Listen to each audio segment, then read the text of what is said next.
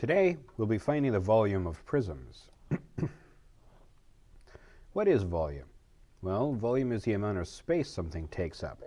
If you're talking about how much you can fill a thing, then, well, you're talking about capacity, which is also a type of volume. We're looking at the volume of prisms. This is a prism. As you can see, it's a box shape.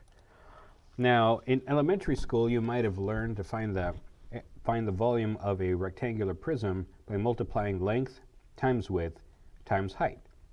Well, we'll be using different terminology in middle school. We won't be calling these the length or width of the prism. Instead, what we're going to do is refer to the base, since we'll have many prisms that are not rectangle shaped. A formula for volume of a prism is the volume equals the area of the base times the height of the prism. Now there are different types of prisms we'll be going over: cubes, rectangular prisms, and triangular prisms. All of these have a base. The cube and the rectangular prism will have four-sided bases. The cube base will always be a square. But the triangular prism will always have a triangle either in the front or back or on the top or bottom. No matter which side is touching the floor, the triangles will always be the bases of the triangular prism. So remember, the base of a rectangular prism or cube, just to make things easy, is at the bottom. But the base of a triangular prism is always the triangle. Let's take this example of a triangular prism. We can highlight its base on the bottom of the prism, and we know that the volume formula is base times height, or big B times h. The big B refers to the entire area of the base, in this case a rectangle that is 11 millimeters by 6 millimeters. For finding the area, we'll use the area formula, area equals base times height. Now notice, both of these feature a letter B and a letter H, but they are not the same. The capital letter B refers to the area of the base, whereas the lowercase letter b in the area formula just refers to the length of the rectangle. It's the same with the h's, even though they are both lowercase.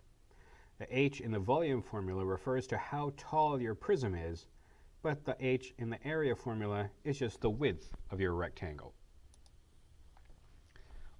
So we plug in our numbers. 11 times 6 is 66 square millimeters. We'll substitute that into the volume formula. Big B is 66 times the height. The height of our prism is 4. So that means that the volume of this prism is 264 cubic millimeters. Now here we have a triangular prism. Luckily, the triangle is on the floor, so that avoids a lot of confusion right there. We'll use the traditional volume formula, big B times h. The big B, of course, refers to the area of the base, which in this case is a triangle. And the triangle we get the area of by using the formula 1/2 base times height. Now keep in mind, once again, that the lowercase b in the area formula is basically just the width of your triangle, whereas the big B in the volume formula is the area of the entire triangle. So the base is a 3 by 3 triangle. Plugging that into the formula, we get 1/2 3 times 3, which is 1/2 of 9, and that gives us 4.5 yards squared.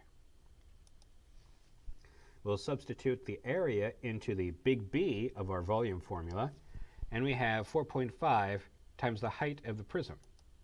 The height of the prism is, of course, 6 yards. If we multiply, we get volume equals 27 cubic yards. Good luck on your assignment today, and don't forget to reference your math chart whenever you need it.